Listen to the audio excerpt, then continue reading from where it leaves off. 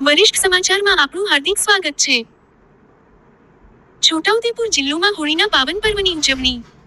આજરોજ હોળીના પાવન પર્વ નિમિત્તે છોટાઉદેપુર જિલ્લા પોલીસ દ્વારા પોલીસ મુખ્યાલય ખાતે હોલિકા દહનનો ભવ્ય કાર્યક્રમ યોજાયો હતો।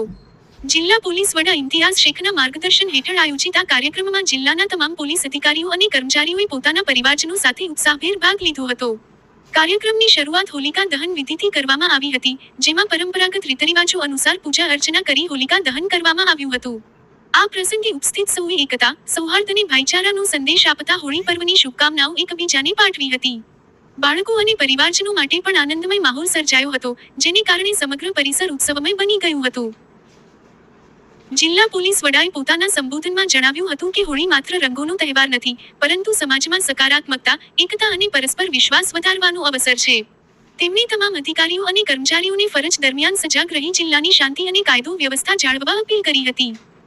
આ ઉપરાંત હોળી દરમિયાન કોઈ અનિચ્છનીય બનાવ ન બને તે માટે જરૂરી માર્ગદર્શિકા અને સુરક્ષા સૂચનાઓ આપવામાં આવી હતી।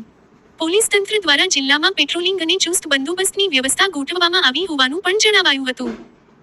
સમગ્ર કાર્યક્રમ આનંદ, ઉત્સાહ અને સૌહાર્દના માહોલમાં સફળતાપૂર્વક પૂર્ણ થયો હતો।